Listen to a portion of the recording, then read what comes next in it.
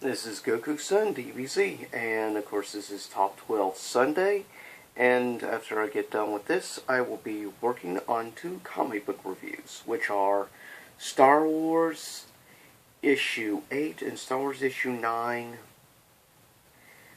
of the main Star Wars series, so stay tuned for those 2 comic book reviews. And today is the Top 12 Jedi Knights and Sith Lords. Now, say for instance, on the Jedi Knights list, there's actually one individual technically wasn't a Jedi Knight, but she had the power and stuff and had the capabilities equal to the level of Jedi Knight, said by 2 people on the Jedi Council.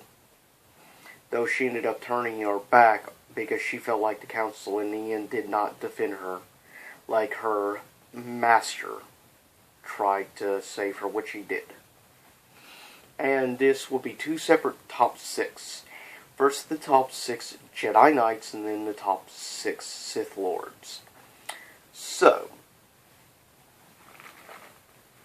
and here it is.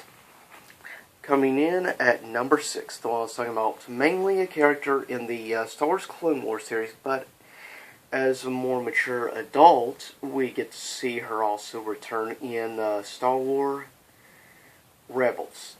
And that is Ahsoka Tano. Ahsoka Tano was the, how should I put this, was the Padawan of Anakin Skywalker, Jedi Knight. And Ahsoka Tano, or just Ahsoka, or was it Snips, as Anakin would call her. She was a very interesting character, and personally has become definitely one of my personal top favorite characters in all Star Wars, whether it's canon or canon and expanded combined characters. I just love the character of Ahsoka, and like, she was one of my hands down, probably one of my top 3 favorite characters in the Clone Wars series. Anakin, probably number 1, Ahsoka, possibly number 2, and probably number 3 was kind of a tie between Obi-Wan and, even though she wasn't as much Ventress. I actually thought the character of Ventress was very interesting, personally.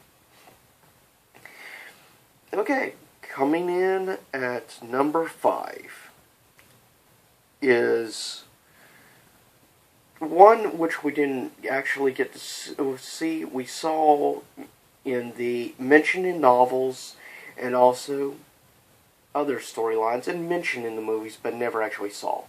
And his name was Jedi Master Sifo-Dyas. Sifo-Dyas was the one who actually put in place the order for the, of course, the clone army with the Kaminoans, which you learn more about Sifo-Dyas in the novel Darth Plagueis. And Plagueis originally is the one who learns and stuff about the cloners and Kaminoans and realizes that was important to put in place the plan for Hugo Damask, aka Darth Plagueis, and of course Palpatine. And so he mentioned it and stuff as Sifo-Dyas was worried about the way things were developing in that period and stuff, was afraid that something was going to happen wrong on Coruscant and with the Jedi Council. So in the end, he placed the order for the clone army. But Sifo-Dyas is a very interesting, fascinating Jedi Knight / Jedi Master character. I highly recommend you check him out. And tied with him at number 5, this was back when he was a Jedi Knight, before he became a Sith. And that is Dooku, before he left the Jedi Order and took the title Count, to become Count Dooku. This was just when he was Dooku, Jedi Master and Knight. Very fascinating character, and of course he was the Padawan, obviously, of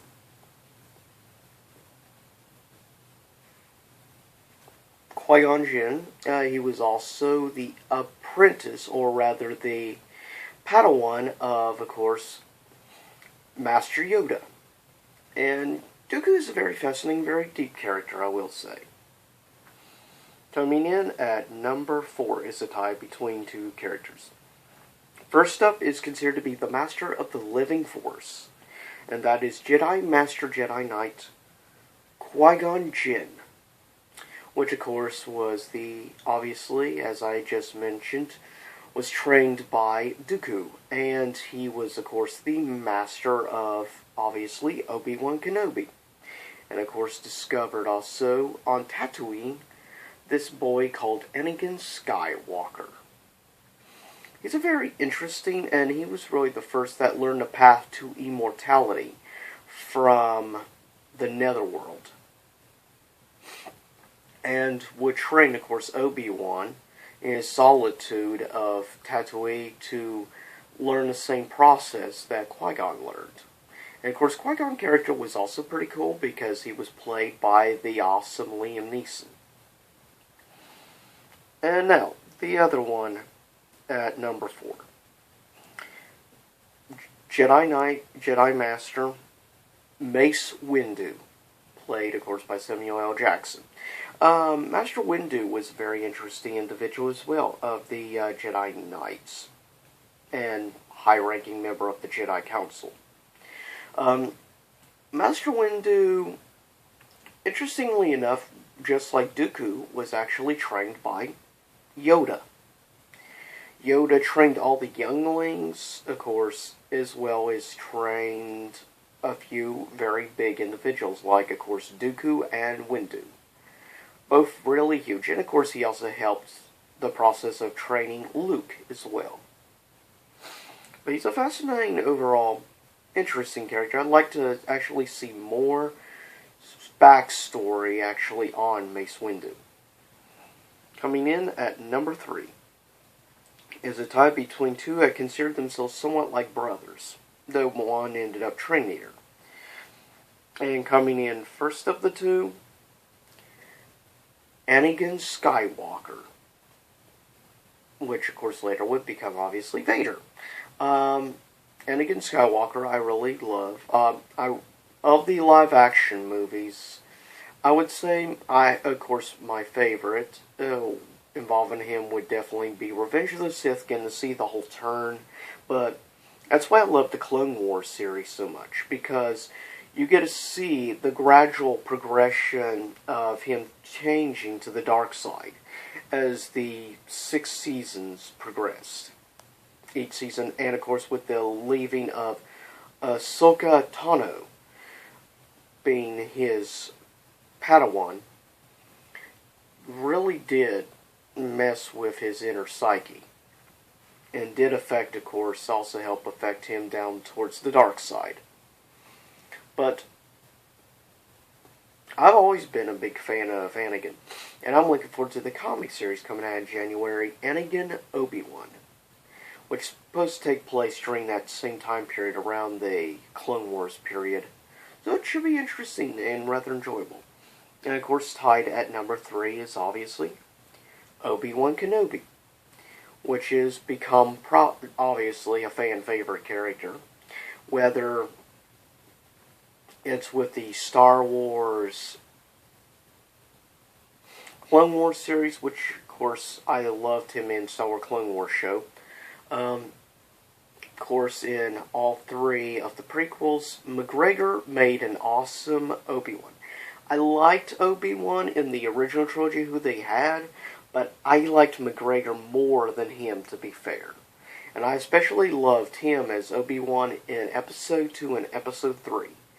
Very much enjoyed, and he was probably one of the crowning jewels of the prequel movies, was McGregor as Obi-Wan Kenobi. It was one of the best parts of the prequels, hands down.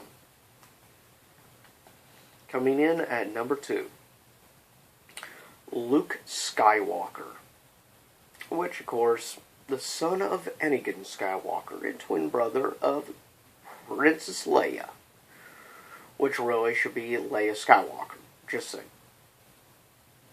But, nevertheless, Luke, of course, very powerful, Because in the novels and comics, he would eventually gain the ability and power to actually be able to pull out of orbit and stuff a Star Destroyer. That's an insane level of power. We never even saw Darth Vader achieve that kind of force level, which is one of the reasons that Luke made it higher up than Anakin. Now, I will save the two tied for number 1 on the Jedi until I get up to right before number 1 on the Sith. So here is number 6 of the Sith Lords. Coming up, first of the two at number 6, Count Dooku, from, of course, the prequels, episode 2 and 3, and as well as, of course, Star Wars Clone Wars series. Count Dooku is an amazing individual, very interesting character, and what made him even more awesome and epic is that they had the great Christopher Lee play the part of Count Dooku, and he was really one of the only stars from the actual movies that actually ended up voicing Dooku and the Clone Wars TV series. All 6 seasons, Christopher Lee did, and I thank Christopher Lee for doing that.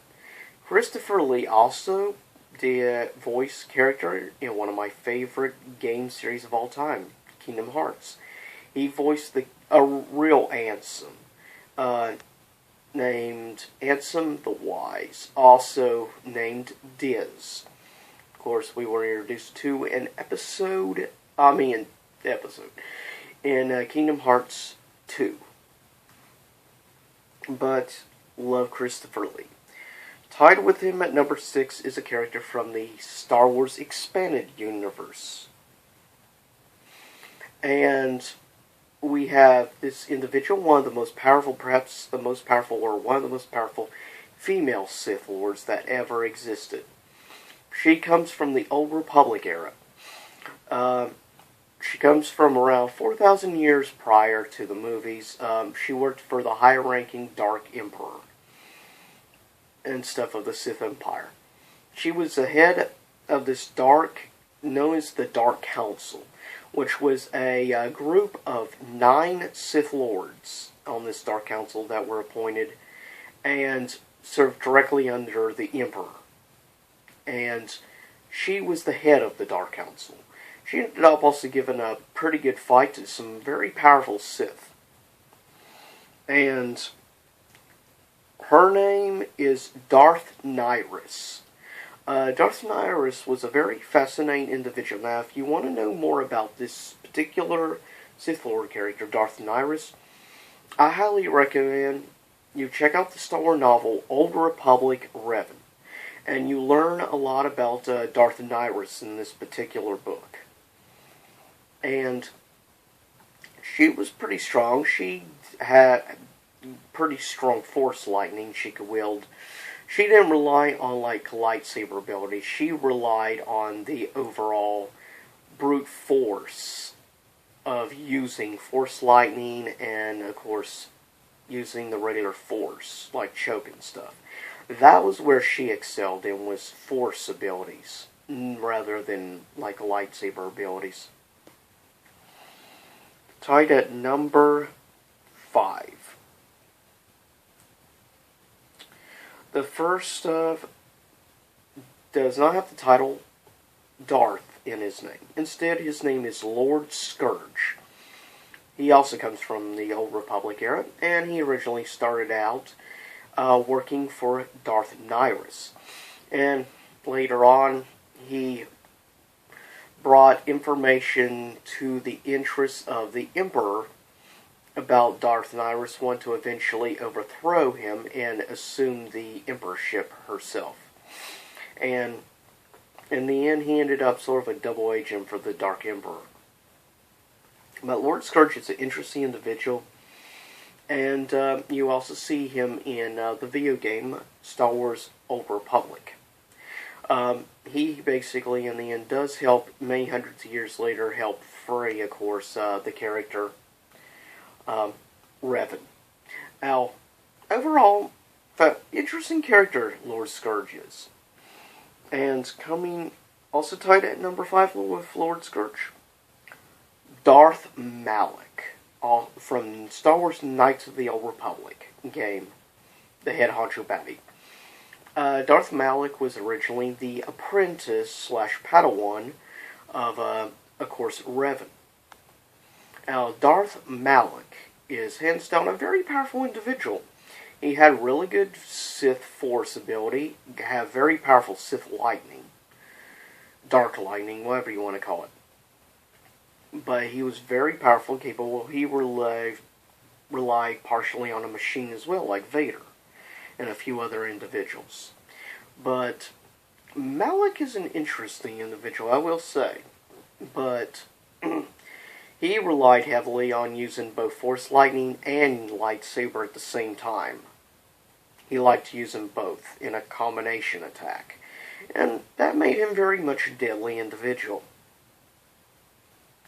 Coming in at number 4. Some people will probably not be happy with. At number 4, Darth Vader. aka also, of course, once upon a time known as Anakin Skywalker. Supposedly the prodigy to bring balance back to the Force.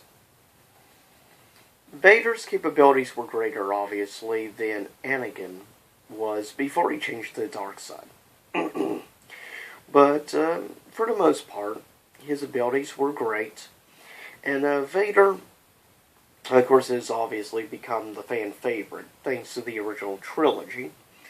And also you have him in the Rebels series, off and on, brief appearances. And of course he'll be appearing in next year's Star Wars anthology film, Rogue One. So I hope everyone pays attention to that movie and goes out and support the first anthology film next year. Coming in at number 3 is a tie between two individuals. The first name is Darth Nihilus. He was the head honcho bad Sith Lord in, of course, the Knights of the Old Republic 2 video game. Darth Nihilus was an interesting individual, covered himself for the most part in overall black cloak, and used an interesting looking mask. I'm trying to actually see if I can show this. This is a picture of Darth Nihilus. Pretty cool looking, is he not? But he's one of my personal favorites. And I really think you all should check out more Sith Lords. Also tied with him at number 3 is Darth Malgus, which ended up assuming the Emperor's throne. He sort of reminds me with the mask for breathing and stuff because of accidents and stuff through fine over the years. He ended up being a very powerful individual. And this is Darth Malgus, for those who don't know much about the expanded universe. So as you can see, he relies heavily on his mask, and even his suit kind of reminds you of a little bit of Lord Vader's suit. So, very interesting Sith Lords. And he had used a lot of brute force push and stuff in his fighting. He was very much about brute strength. That's what made Malgus dangerous, was his offense. And his force abilities made him very deadly, and one of the most powerful Sith Lords that has ever existed in the expanded universe, hands down. He was also the main bad guy, more or less, in Star Wars Old Republic. Coming in at number 2. First up of the two, Darth Sidious, or Emperor Palpatine, or Chancellor Palpatine, Senator Palpatine, whichever title you wish to go by. But Darth Sidious is hands down one of the more powerful, at least in areas like Force Lightning ability was good, and his also lightsaber abilities were pretty strong for the most part as well. And he had great knowledge. He was trained very well, for one. But perhaps his most dangerous thing, makes him more powerful in some ways than other Sith, is his ability of politics and manipulating. Hands down, he is perhaps the greatest manipulator, or for the most part, one of the two best manipulators ever of the Sith. Like Malgus, Nahus, and others, they were powerful, more in their fine abilities and stuff. Sidious did have good Sith abilities, but his real danger and power came from his ability to manipulate people and manipulate events to mold into what he wants. That's what truly makes Palpatine Sidious truly deadly, is his power of manipulation. And tied with him is Darth Bane, which is the one who instituted the rule of two. Master and apprentice. Darth Bane was considered, with the actual physical force, was considered to be one of the, some consider to be the number one most powerful brute force user ever of Sith Lords. His powers were insane, and of course, as I mentioned, he instituted the role of two, master and an apprentice. And he followed a lot of his teachings after he found the holocron that belonged to Darth Revan. Revan is perhaps the most knowledgeable Sith ever, for the most part. But Bane truly was deadly. And even Sidious gave a Darth Bane holocron to Vader, so Darth Vader would learn a lot more about things from Bane's knowledge. Bane is an individual I would like to see honored in future Star Wars movie. And here's hoping that eventually we get Darth Bane, because he is an awesome individual. That's all I know how to say about him. Epic. And now, the two tied at number one, first for the Jedi Master. When he was on the good side, Revan. Truly a powerful individual. He's unlike any other character because he highly was able to wield both the light side and the dark side of the Force. And he occasionally fought with two lightsabers, which is pretty cool.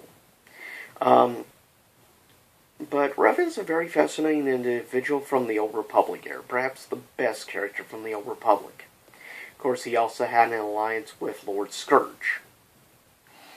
And tied at number one is the character that lived for 900 years. He trained, as I mentioned before, Dooku. He trained Windu, and pretty much all of the younglings, including characters like Kanan, and of course like Ahsoka, and others. And that, of course, being Jedi Master Yoda, being tied at number one. Any surprise? You shouldn't. Yoda's just that cool. And that's one of the things I got a kick out of in Episode 2, seeing him jumping around acrobatics and stuff, fighting Count Dooku was pretty funny and cool. But I loved his fight in the Senate with Sidious Palpatine. That was just, hands down, one of my top 3 favorite lightsaber battles / fights in the Star Wars series so far. Along with, of course, the 3-way duel with Maul, Qui-Gon, and Obi-Wan, probably being number 2 or number 1. Just love those fights. And now, the two tied for number 1 of the Sith. Tied at number 1, first of, was the master who trained Palpatine. He, hands down, was perhaps one of the most deadly individuals that ever existed. Darth Plagueis.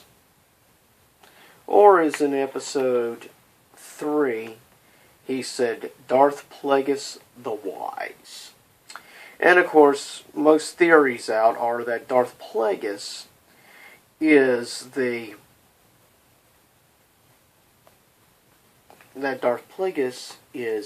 General Snoke. And we will see. We will find out, let's see here, in just a matter of days. In 5 days, we will discover who General Snoke is. And I'm 99% now sure that it's going to be, obviously, Darth Plagueis. Plagueis was an amazing individual in knowledge, and just like Palpatine was good at manipulating events. Of course, his alter ego was Hugo Damask of Damask Holdings, and he was basically head of the banking clan. The banking clan is the #1 money funder, basically, of the Republic. Though they also help fund the Separatists as well. They funded both sides that way. No matter who ended up winning, they had their influence and power no matter what. Of course, he also set in motion for Jedi Master Sifo Dyas to go and find an individual, which of course would become known as Jango Fett, to clone and create the clone army. And of course also would have a clone, unaltered, named Boba. And of course would become Boba Fett later on. And it's amazing how far in advance Plagueis saw everything. And him and Sidious were the last of what is called the Bane line of Sith, that followed the teachings of Darth Bane. And he, of course, had figured a way to cheat death. He could manipulate midichlorians to create life. Some say he was responsible for the creation of Anakin Skywalker, since he was born of a virgin birth and stuff. Sort of like a few other characters in mythology, huh? But yes, Plagueis could see everything far in advance when it came to the living force, or seen far in advance. And his master was named Darth Tenebrous. And now tied with him at #1.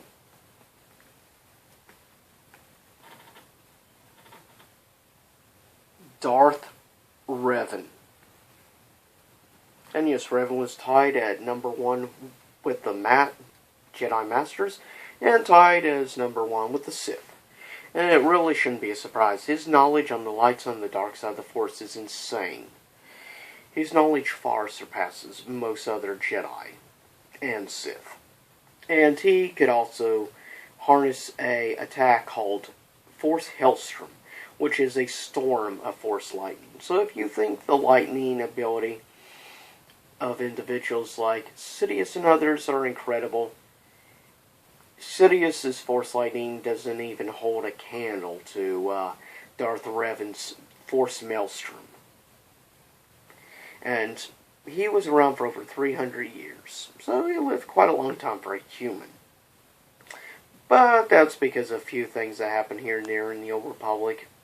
But he was the one who helped influence Bane, which also helped influence Plagueis, Sidious, and Vader. So really, in the end, Revan is truly the key to the Sith, and also key to the light side as well, since he could harness both sides of the Force, is what made him truly deadly, with the knowledge, because he's the only one that could harness both sides of the Force, and didn't allow it in the end to truly manipulate him. Because he started as a Jedi, became a Sith, but then got brainwashed, became a Jedi again, then also went back sort of down the dark side, but also managed to retain his knowledge and abilities from the light side as well. But this is top 12 Jedi Masters and Sith Lords. So I hope you enjoyed this top 12. Stay tuned for next Sunday, top 12 Star Wars Expanded Universe characters, which will be anybody not in the TV shows or movies. So comics, novels, video games, in other words. And follow me at twitter.com/GokuSendDBZ, as well as I'm on Google+. Follow me on there. And leave me a comment below. Give me ideas for future top 12s and reviews, comics or otherwise.